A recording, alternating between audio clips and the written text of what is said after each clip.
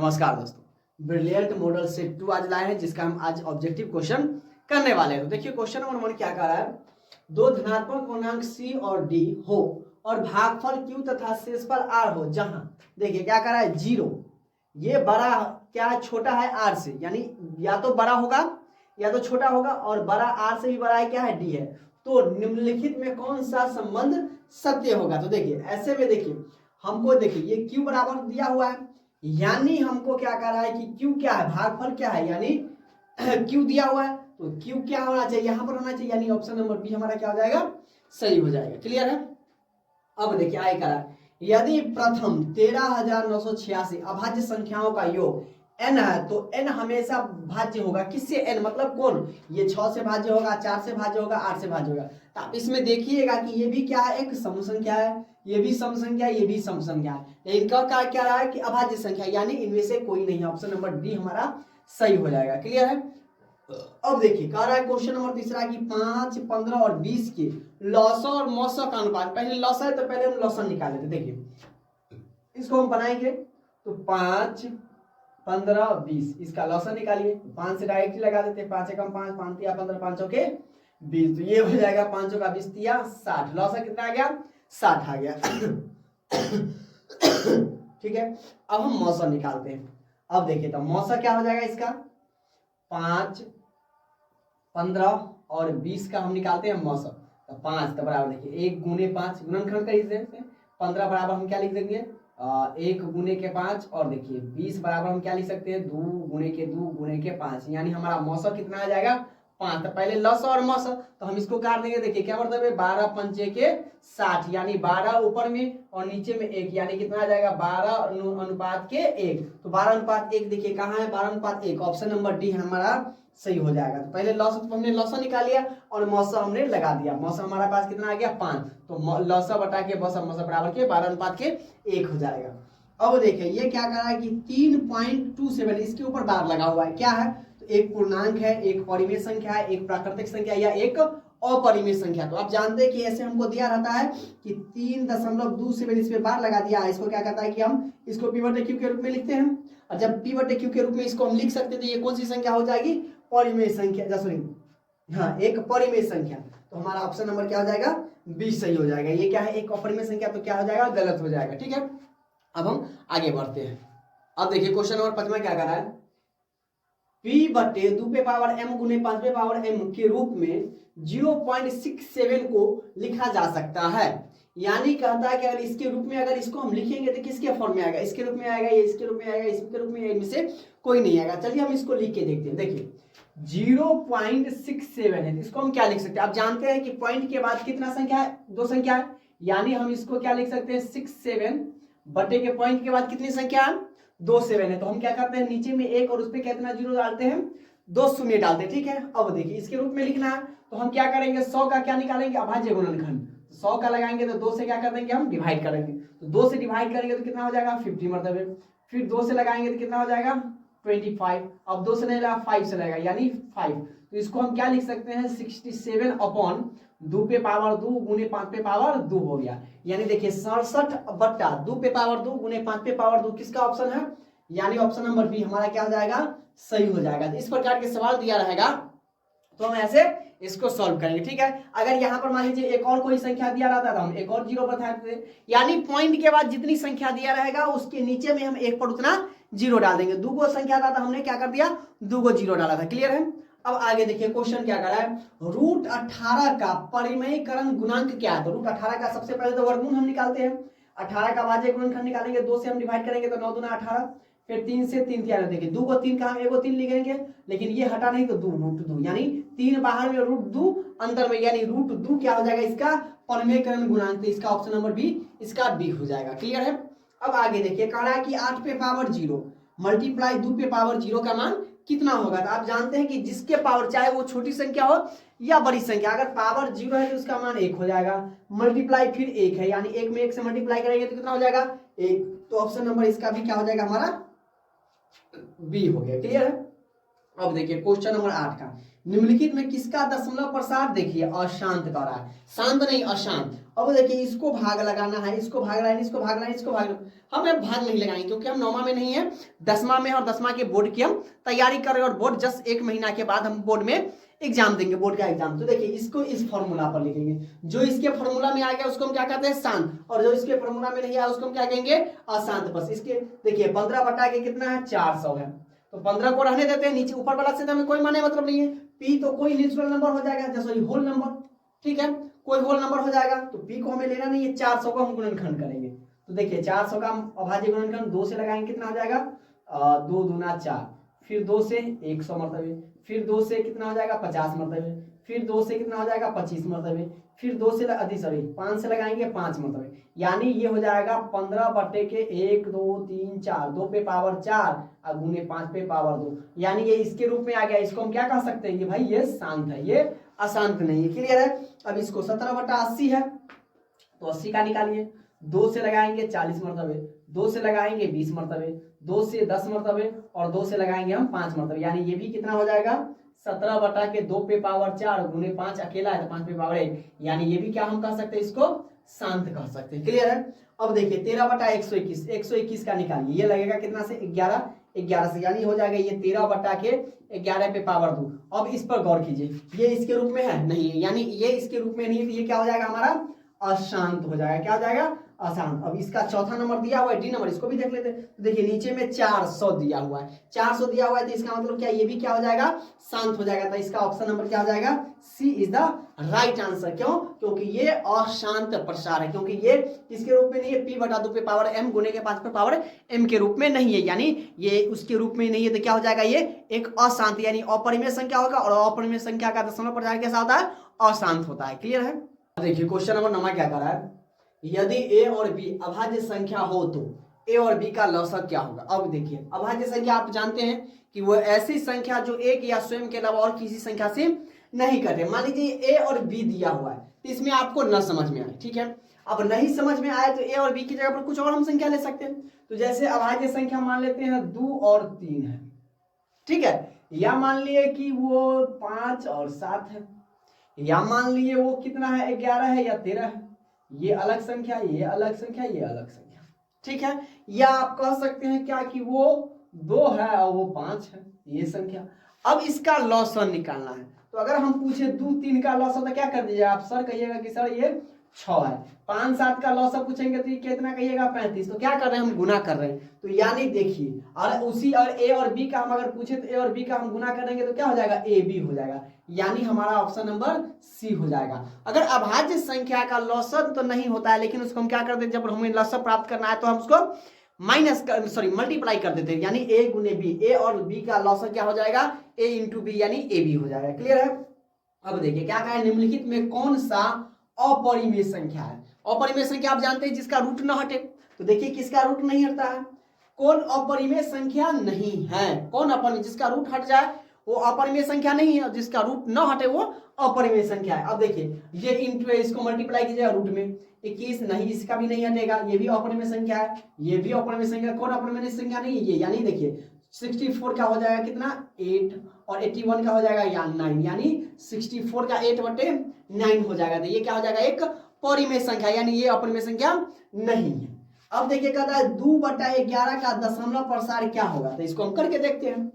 2 ऊपर में है तो 2 में हम डिवाइड करेंगे कितना से 11 से, नहीं लगेगा 0 दशमलव कितना देंगे 0, अब क्या मरतबा लगाएंगे 1 मरतबे, तो 11 एकम 11, ये क्या हो जाएगा 9, ये कट गया, दशमलव लगाए हुए 0, 11 9 99 नहीं लगेगा, 11 8 कितना हो जाएगा 88, तो ये 8 ये 8, ये हो जाएगा 2, ये कट गया, फिर हम क्या लगाएंगे 0, फिर कितना मरतबा लगाएंगे 1 मरतबे, फिर क्या हो जाएगा 11, फिर कितना आ जाएगा 9, ये कट गया, फिर 0, क्या मरतबा लगाएंगे 8 मरतबे, 11 8 88, यानी ये 2 0। अब देखिए ये रिपीट हो रहा है, यहाँ रिपीट तो खैर यहीं पर हो गया, जब भी शेष पहला जैसे आ गया वही क्या हो जाएगा रिपीट। अब इसको लगाते जाइएगा 1 8 1 8 1 8 1 8 आते जाएगा, यानी इसके ऊपर हम बार लगा देंगे, यानी 0.18 के ऊपर बार लगा देंगे, यानी क्या आ जाएगा इसका अगर हम करेंगे तो 1818181818 डॉट डॉट इनफाइनाइट तक आते जाएगा। तो इसी प्रकार से इस पूरा संख्या को हम कैंसिल आउट करके इसके ऊपर हम बार लगा देते हैं,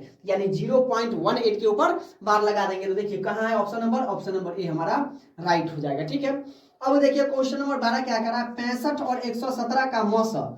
देखिए इसके रूप में सबसे इसीलिए कंफ्यूज हम लोग होते हैं, बच्चे ज्यादा कंफ्यूज। 65m दे दिया है, तो देखिए पहले तो हम इसका एचसीएफ निकाल देंगे। तो 65 का एचसीएफ निकालेंगे कितना, 117 का क्या मरतबा लगाएंगे, 1 मरतबे 65, ये हो जाएगा 2 और ये हो जाएगा कितना 6 5 11। अब 65 आ जाएगा, क्या मरतबा लगाएंगे 1 मरतबे, तो ये 52 हो जाएगा, ये हो जाएगा 3, ये हो जाएगा आपका 6 में से 5 गया 1, ये हो जाएगा 52, यानी 13 चौके 52। इसका एचसीएफ कितना आ गया, 13 आ गया। ठीक है, अब देखिए इसको क्या करना है कि 65 में ऐसा m का मान क्या रखे कि घटान 117 उसमें से जाएगा तो हमें एचसीएफ 13 आएगा। अब देखिए 1 रखेंगे तो 65 में से 117 जाएगा, तो यानी अगर हम m बराबर अगर 2 रखते हैं तो देखिए 65 गुने के 2 माइनस के 117, यानी 65 दूना कितना हो जाएगा, 5 दूना 10, 6 दूना 12, 1 13 घटे के 117। अब इसमें से घटाइएगा, 10 में से 7 गया तो 3, ये बच गया कितना 2, 2 में से गया तो 1 और 1 में से गया तो 0, यानी 13, यानी ऑप्शन नंबर हमारा क्या हो जाएगा, B is the right answer. Clear है।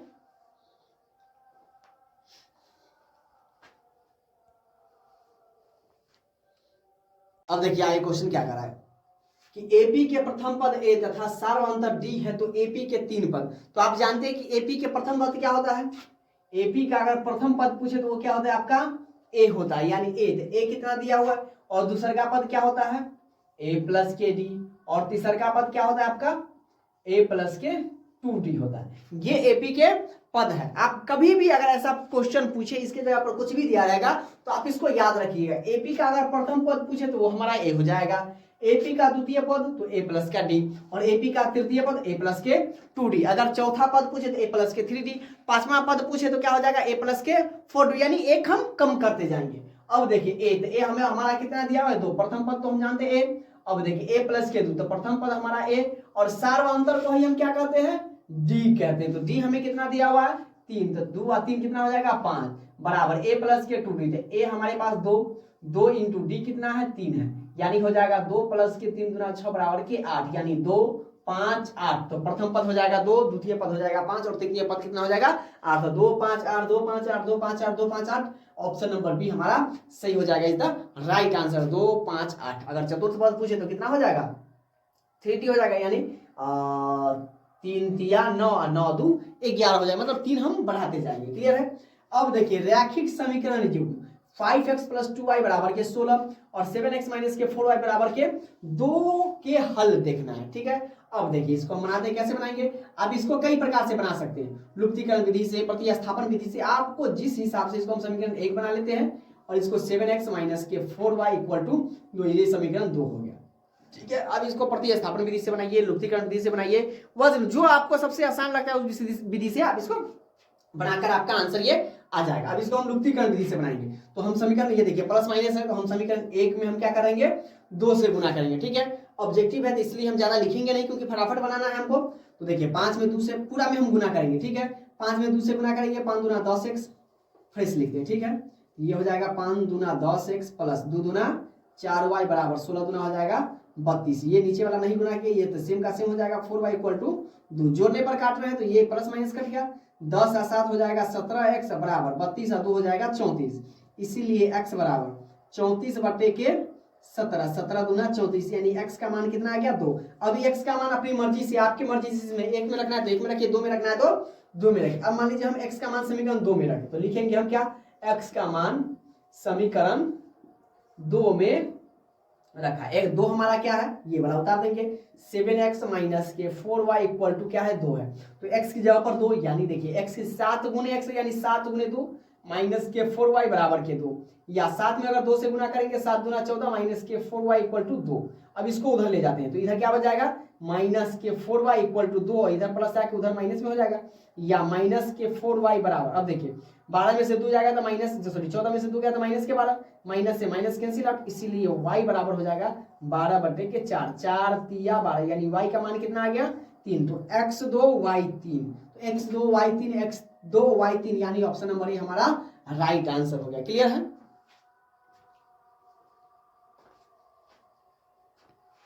अब देखिए आगे क्वेश्चन क्या कर रहा है, रैखिक बहुपद ax प्लस b का ग्राफ x अक्ष को किस बिंदु पर प्रतिच्छेद करेगा। तो देखिए किस बिंदु पर प्रतिच्छेद करेगा, तो ये आपको -b/a और 0 पर प्रतिच्छेद करेगा, तो इसका ऑप्शन नंबर क्या हो जाएगा, ये आपका ए हो जाएगा। कैसे, तो देखिए ax प्लस के b बराबर क्या हो जाएगा 0, b को उधर भेजेंगे तो क्या हो जाएगा ax बराबर माइनस के b, इसीलिए x बराबर माइनस के b बटे के और ये 0, यानी माइनस के b बटे और ये 0 पर प्रतिच्छेद करेगा। क्लियर है? अब देखिए कहता है कि y अक्ष का समीकरण है, अब देखिए x अक्ष का समीकरण पूछे तो y 0, और y अक्ष का समीकरण पूछे तो क्या हो जाएगा वो x 0 हो जाएगा। ठीक है, इसका उल्टा हो जाएगा। अब देखिए कहता है कि यदि ax² माइनस के bx प्लस c, जहां a नहीं बराबर होना चाहिए 0 के, तो इसका क्या, आप तो जानते हैं क्या होता है, ये तो हरगिज नहीं होगा, ये भी नहीं होगा, ये देखिए ये माइनस होना चाहिए, यानी ऑप्शन नंबर डी हमारा bs माइनस के b plus minus root under b² minus के 4ac बटे के 2a, आप इसको हमेशा याद रखिएगा। ठीक है, हम ऑप्शन नंबर डी हमारा क्या हो जाएगा, सही हो जाएगा। आगे देखिए कहता है किसी बहुपद px का 1 0 3 है तो px का एक गुणनखंड क्या होगा।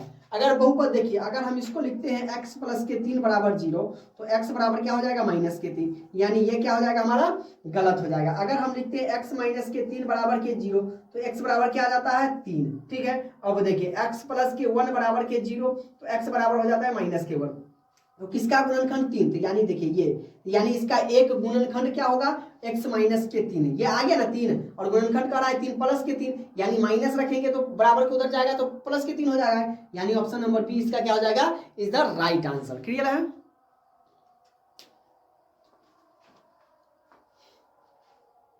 अब देखिए क्वेश्चन नंबर 19 क्या कर रहा है, द्विघात बहुपद इतना के शून्यकों का योग क्या होगा। शून्यकों का योग यानी क्या होता है, अल्फा प्लस के बीटा होता है, तो अल्फा प्लस बीटा आप जानते हैं क्या होता है माइनस के b बटे के a। अब देखिए a आपका क्या है 1 है, ये b है, ये c है, यानी अगर हम b की बात करें तो क्या है 3 है, और बटे के a कितना 1 है, तो नीचे में 1 की वैल्यू कुछ नहीं, यानी माइनस के 3, तो माइनस के 3 क्या है, ऑप्शन नंबर डी क्या हो जाएगा, सही हो जाएगा। क्लियर है? शून्यों का सिर्फ योग पूछ रहा है हमसे, तो अल्फा प्लस बीटा हम बना देंगे। तो पहले तो क्वेश्चन को हमें पढ़ लेना है क्लियर अच्छी तरीके से, ठीक है, उसके बाद हमें यह देखना है कि हमें पूछ क्या रहा है। ठीक है, जल्दबाजी में हम ऐसा कोई काम ना करें कि हमारा क्या हो जाएगा, ऑप्शन गलत हो जाएगा। बस OMR शीट पे हमें गोल भरना है, अगर एक आंसर आपका गलती हो जाएगा तो यानी आपका 1 नंबर कट जाएगा। इसलिए हम पहले तो क्वेश्चन को एक बार, हो सकता है नहीं समझ में आए तो 2 बार पढ़ेंगे, ठीक है, उसके बाद हम सॉल्व करेंगे। अब देखिए क्वेश्चन नंबर 20 क्या कर रहा है, 0 और 50 के बीच विषम संख्याओं की संख्या कितनी होगी। तो देखिए हम लिखते हैं 0 1 2 3 4 5 6 7 8 9 10 11 12 13 14 15 16 17 18 19 20 21 22 23 24 25 26 27 28 29 30 31 32 33 34 35 36 37 38 39 40 41 42 43 44 45 46 47 48 49 और 50।